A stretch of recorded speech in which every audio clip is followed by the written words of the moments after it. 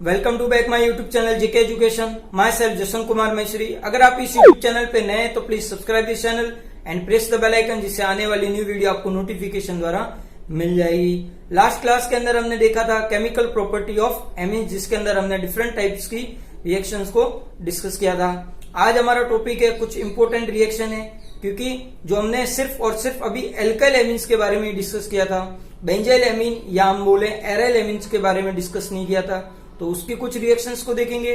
उसके बाद हम डिस्कस करेंगे कुछ हमारे डिफरेंस है वो, और उसके बाद इंटर कन्वर्जिंग, यानी कि अगर मैं बोलूं एल्काइल को यानी कि एमीन को, एमीन्स के अंदर अगर कार्बन को इंक्रीज करना है वो रिएक्शन और कार्बन को डिक्रीज करना है तो वो रिएक्शन। तो शुरुआत हम करते हैं डिफरेंस से। डिफरेंस के अंदर हम ये सारी रिएक्शन को डिस्कस कर चुके हैं सिवाय इस रिएक्शन के, क्योंकि ये सिर्फ और सिर्फ किसके थ्रू होती है, एराइल एमीन्स के थ्रू होती है। तो देखो, फर्स्ट डिग्री एमीन जब CH Cl3 या QH के साथ, यानी कि एक तरीके से बोलूं तो ये कौन सी रिएक्शन है, कार्बोनाइल एमीन्स रिएक्शन है। इसके साथ जब रिएक्शन करता है तो किसका फॉर्मेशन होता है, RNC, यानी कि आइसोसाइनेट का फॉर्मेशन होता है। 2 डिग्री और 3 डिग्री ये रिएक्शन शो नहीं करते हैं। जब CH2 के साथ प्राइमरी एमीन रिएक्शन करता है तो मस्टर्ड ऑयल की स्मेल आती है। यहां पे कंपाउंड का फॉर्मेशन तो होता है, लेकिन नॉट मस्टर्ड ऑयल स्मेल, और यहां पर किसी टाइप की कोई कंपाउंड का फॉर्मेशन नहीं होता है। अब कंपाउंड यहां पे कौन सा बनेगा, तो N, यानी कि अगर मैं बोलूं अगर डाई सल्फो, यानी कि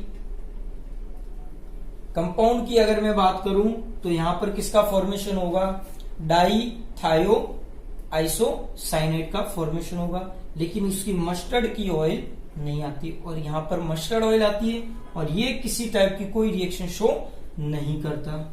थर्ड हमारी रिएक्शन है C6H5SO2Cl, इसे हम कहते हैं हिंसबर्ग रिएजेंट, जिसे हम आगे भी डिस्कस करेंगे। जब उसके साथ प्राइमरी एमीन रिएक्शन करता है तो किसका फॉर्मेशन होता है, N एल्काइल सल्फोनेमाइड,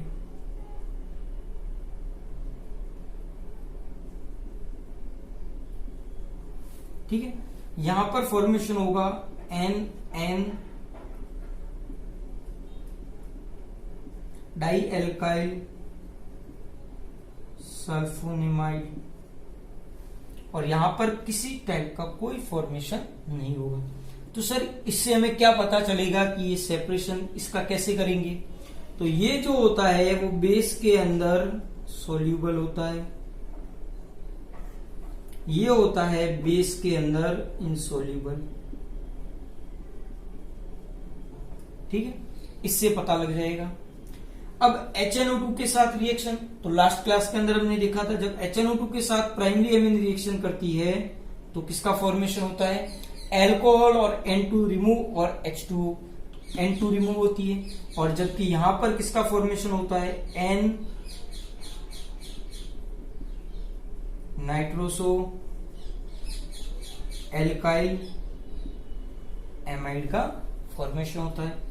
इससे पता लग जाएगा, क्योंकि ये अल्कोहल है, या बोले N2 गैस निकल रही है तो प्राइमरी एमीन है, नहीं निकल रही है, और N नाइट्रोसो एल्काइल एमिड का फॉर्मेशन हो रहा है तो 2 डिग्री है, और किसी टाइप का कोई फॉर्मेशन नहीं हो, तब ये कौन सा हो जाएगा, 3 डिग्री एमीन हो जाएगा। तो ये था difference between amines. Important question है, एज इट इज एग्जाम में पूछ लिया जाता है कि कोई भी 3 डिफरेंस बताओ एमीन्स के अंदर, तो हमें कोई भी 3 रिएक्शन गिवन यानी कि एग्जाम्पल के साथ लिख के आनी है, ठीक है। तो ये तो थी हमारी डिफरेंस। फिर हम देखेंगे एराइल जो एमीन है उसकी रिएक्शन क्या क्या होती है वो।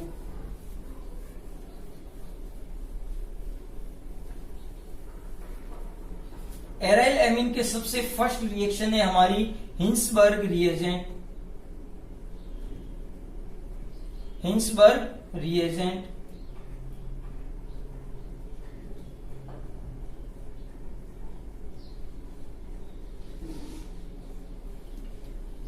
C6 H5SO2Cl जब इसके साथ प्राइमरी एमीन रिएक्शन शो करती है तब देखो C6H5S double bond O NH और प्राइमरी एमीन है R का फॉर्मेशन हो जाएगा। तो ये हमारा बन जाएगा, अगर मैं बोलूं मोनो एल्काइल सल्फोनेमाइड, ठीक है, मोनो एल्काइल सल्फोनेमाइड, ठीक है। अगर यहाँ पे बेंजीन लिखूं तब भी कोई दिक्कत नहीं है, इसका फॉर्मेशन होगा। अब ये जो H होता है ये कैसा होता है, एसिडिक H होता है।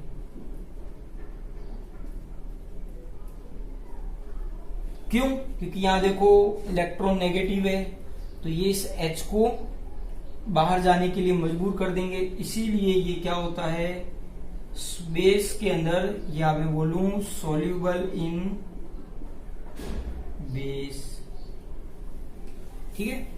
सेकंड अगर मैं बोलूं C6H5SO2Cl जब NH R और R, यानी कि ये तो है हमारी प्राइमरी एमीन और ये है हमारी 2 डिग्री एमीन, जब इसके साथ रिएक्शन करते हैं तो C6H5C double bond S double bond O N R R क्या बन जाएगा, डाई एल्काइल सल्फोनेमाइड, ठीक है।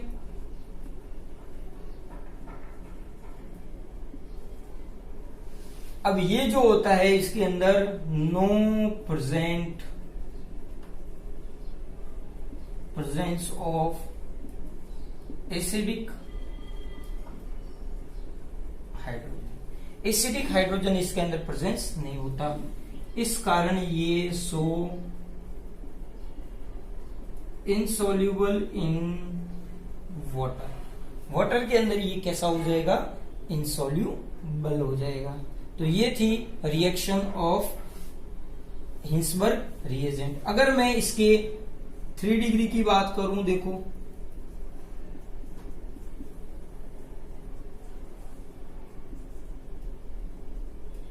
अब 3 डिग्री के अंदर कोई हाइड्रोजन है ही नहीं, तो ये इसके साथ कोई रिएक्शन ही शो नहीं करेगा, इसीलिए हम इसे आसानी से सेपरेट कर सकते हैं और डिफरेंस के अंदर भी यही होता है, ठीक है। तो ये रिएक्शन थी, रिएक्शन बाय हिंसबर्ग रिएजेंट। अब देखो नेक्स्ट हमारी रिएक्शन है ब्रोमिनेशन, नाइट्रेशन और सल्फोनेशन। ये सारी रिएक्शन है, यानी कि एक तरीके से हम बोले तो ये सारी रिएक्शन कैसी है, इलेक्ट्रोफिलिक सब्स्टिट्यूशन रिएक्शन है, ठीक है। इसके अंदर सबसे सेकंड में बात करूं ब्रोमिनेशन,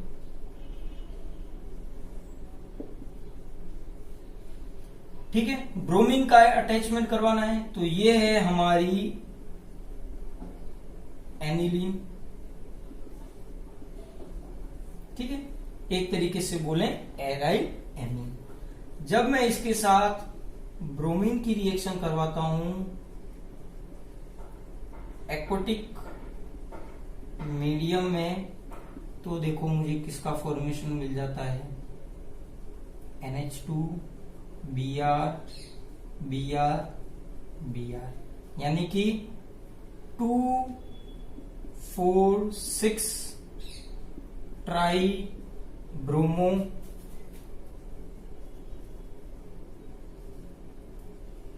एनिलीन का फॉर्मेशन होगा। अब एग्जाम के अंदर एक तो इस टाइप से क्वेश्चन आता है कि ब्रोमीन की एक्वाटिक मीडियम के अंदर, लेकिन अगर आपको पूछ ले एग्जाम के अंदर कि सिर्फ और सिर्फ मोनो सब्स्टिट्यूटेड ब्रोमो एनिलीन का फॉर्मेशन करना है, तब देखो ये रिएक्शन इंपॉर्टेंट हो जाती है।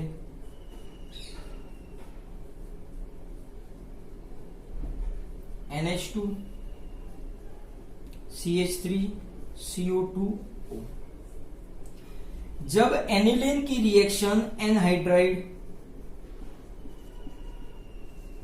ठीक है, इस एनहाइड्राइड के साथ करवाई जाती है तो ये जो इसका NH2 ग्रुप है, इस NH2 ग्रुप की जो रिएक्टिविटी है उसको क्या कर देता है, स्लो कर देता। और ये जो होती है वो कैसी होती है, हाई रिएक्टिव। अब इस रिएक्टिविटी को स्लो कैसे करना है, देखो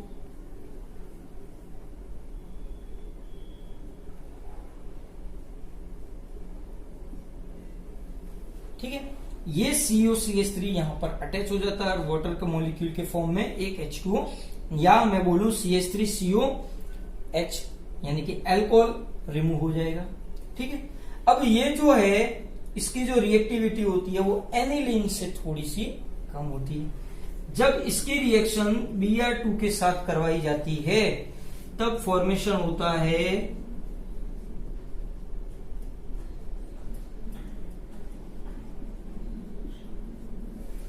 पैरा ब्रोमो एनिलीन।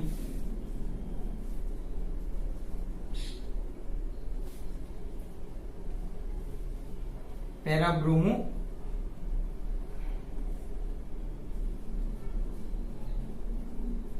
कंपाउंड का फॉर्मेशन होता है, एसाइल एमीन भी बोल सकते हैं।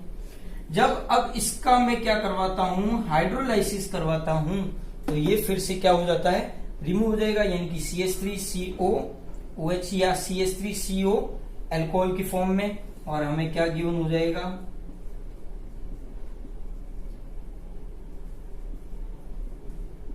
पैरा ब्रोमो एनिलीन मिल जाएगा।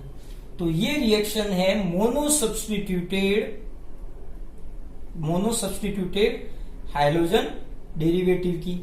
एग्जाम के अंदर ये पूछ लिया जाता है, इसलिए फेमस क्वेश्चन है। किससे करवाई जाती है, एनहाइड्राइड से करवाई जाती है। क्या काम करता है, एमीन का जो NH2 है एनिलीन का, उस NH2 ग्रुप की रिएक्टिविटी को क्या कर देता है, कम कर देता है, और इस कारण ये सिर्फ और सिर्फ मोनोसब्स्टिट्यूटेड एनिलीन का फॉर्मेशन करता है। तो ये थी रिएक्शन ऑफ ब्रोमिनेशन। नेक्स्ट हमारी रिएक्शन है nitration.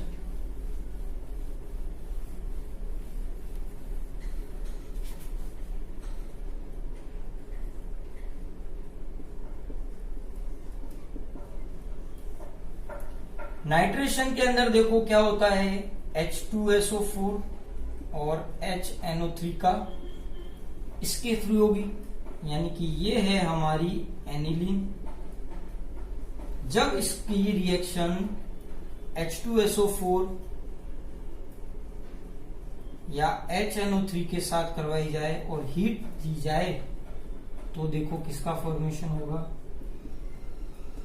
NH2 NO2 NH2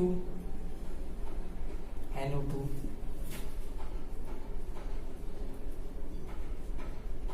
NH2 NO2, यानी कि para Meta ortho.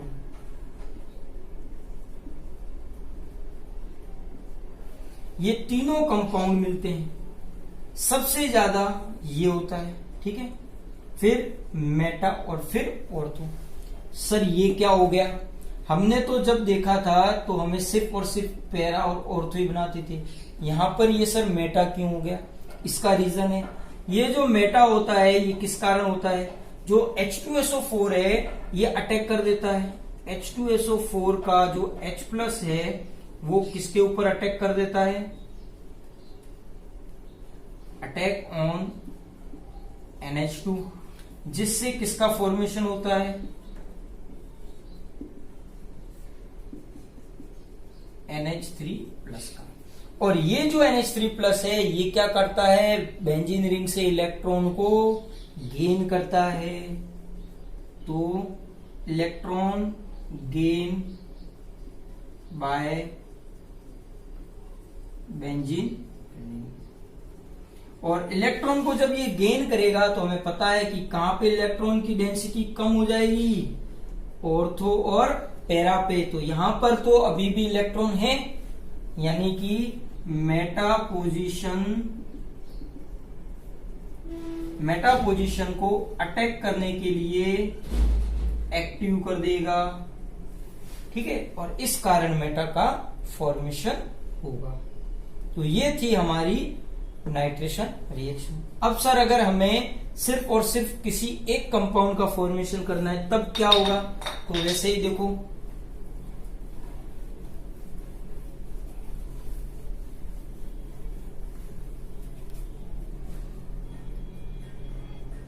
CH3CO2O NHCO CH3, ठीक है। अब तो कोई दिक्कत ही नहीं है, कोई H2SO4 HNO3 हीट। अब यहां पर ये आसानी से अटैक कर लेगा किस पर? पैरा पोजीशन पे। सर ऑर्थो पे क्यों नहीं करेगा? क्योंकि ऑर्थो पे अटैक करने के लिए ये बल्कि ग्रुप यहाँ पे पहले से ही प्रेजेंट है, इसलिए ऑर्थो पर नहीं होगा। और जब मैं इसका वाटर के थ्रू हाइड्रोलाइसिस करवाता हूं तो देखो किसका फॉर्मेशन होता है? NH2 और NO2, यानी कि पैरा नाइट्रो एनिलीन का फॉर्मेशन हो जाएगा। तो ये थी हमारी विथ नाइट्रेशन रिएक्शन। नेक्स्ट हमारी रिएक्शन है सल्फोनेशन।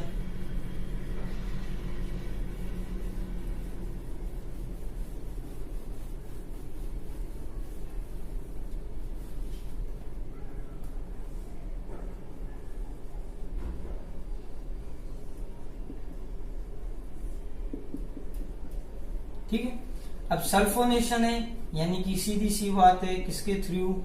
H2SO4 के साथ और हीट। तो ये है हमारी एनिलीन।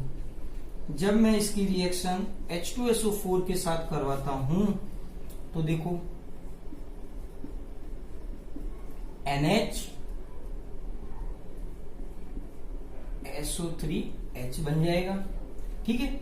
तो यहां से एक OH और H माइनस का H2O क्या हो जाएगा? रिमूव हो जाएगा। अब इसके अंदर क्या होता है? रीअरेंजमेंट के थ्रू देखो ये किसका फॉर्मेशन करता है? NH2, क्योंकि यहां का जो हाइड्रोजन होगा वो कहां ट्रांसफर हो जाएगा? NH2 पर, SO3H पर। और इससे देखो ये जो एसिटिक हाइड्रोजन है इसका, ये NH3 के पास चला जाएगा और SO3 माइनस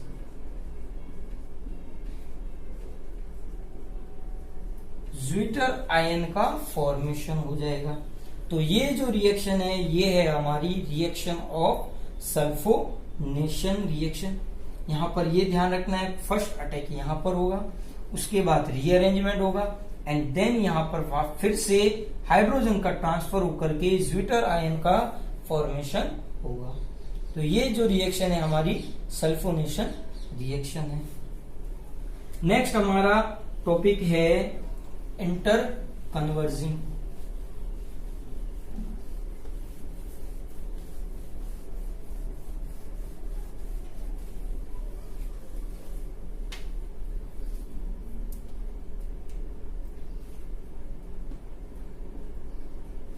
इंटर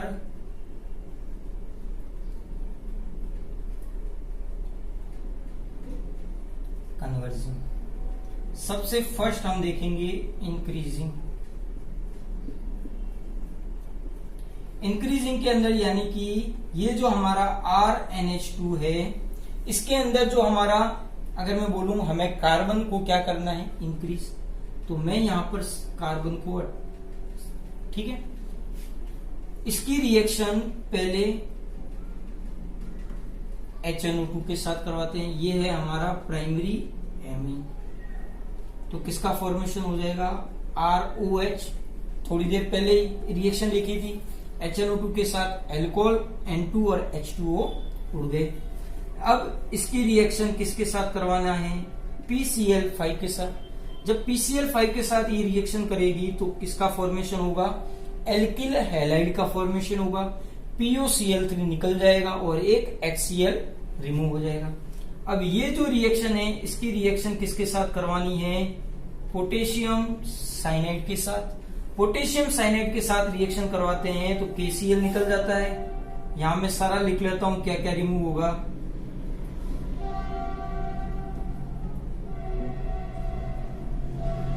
जब पोटेशियम साइनाइड के साथ इसकी रिएक्शन करवाई जाती है तो RCN, और इसका मैं क्या करवाता हूं? हाइड्रोलाइसिस करवाता हूं तो क्या मिलता है? या मैं बोलूं इसकी रिएक्शन में लिथियम एल्यूमिनियम हाइड्राइड के साथ करवाता हूं तो RCH2NH2 का फॉर्मेशन होगा। यहां पर जो एमीन है इसके अंदर जो N है, या मैं बोलूं कार्बन जो है वो कितना है? 1, या मैं बोलूं N है, कुछ भी हो सकता है। और यहां पर जो एमीन है यहां पर कार्बन की संख्या, यानी कि अगर मैं बात बोलूं यहाँ पे CH3 है तो यहां पर भी क्या आ जाएगा? CH3, यहां पर भी क्या आ जाएगा? CH3, यहां पर भी CH3 और यहां पर भी CH3। तो कार्बन कितने हो गए? 2 या बोलूं या N+1 बोलूं, यानी कि कार्बन जो है वो क्या हो गए? इंक्रीज हो गए। तो ये रिएक्शन है इंक्रीजिंग ऑर्डर है। ठीक है, अब मैं देखता हूं डिक्रीज। हमें क्या करना है? डिक्रीज। तो आपको कभी कभी एग्जाम में पूछ लेते हैं कि 1 डिग्री एमीन, या मैं बोलूं मेथिल एमीन से एथिल एमीन का फॉर्मेशन करूं, तब आपको ये स्टेप ध्यान में रखना है। सेकेंड मेरी रिएक्शन है डिक्रीजिंग।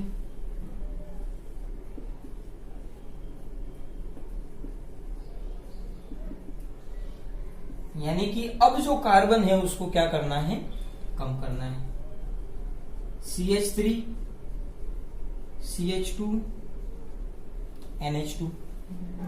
जब ये रिएक्शन HNO2 के साथ करवाता हूं तो देखो क्या होता है? HNO2 के साथ रिएक्शन करवाने पर वही क्या बन जाएगा? N2 बार हो जाएगा, H2O बार हो जाएगा, और किसका फॉर्मेशन होगा? CH3 CH2 OH का। ठीक है, जब इसकी रिएक्शन में ऑक्सीडेशन इसको करवाऊं तो किसका फॉर्मेशन होगा? CH3 C double bond O OH। Carboxylic acid NaOH के साथ करवाता हूं तो देखो किसका फॉर्मेशन होता है? CH3 C double bond O O Na, यानी कि सोडियम कार्बोक्सिलिक एसिड का सॉल्ट बनता है।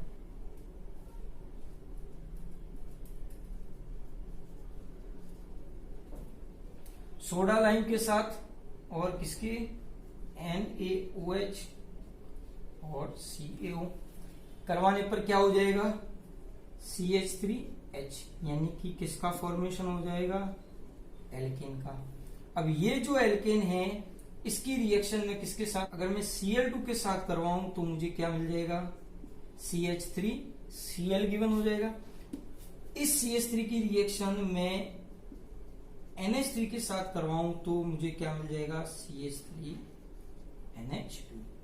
यहां पर जो N है, या मैं बोलूंगा मेरा कार्बन है वो कितना है? N है, और यहां पर कार्बन जो है वो कितना है? N-1। N यहां पर कितना है? 2, और यहां पर कितना हो जाएगा? ये 1 हो जाएगा। ठीक है, तो ये थी हमारी डिक्रीजिंग रिएक्शन। तो ये थी हमारी आज की इंपॉर्टेंट रिएक्शन। ठीक है, यही कंप्लीट होती है। उम्मीद होगा ये वीडियो आपको पसंद आया होगा। अगर ये वीडियो आपको पसंद आया तो please like, comment, share and subscribe जरूर करें। धन्यवाद।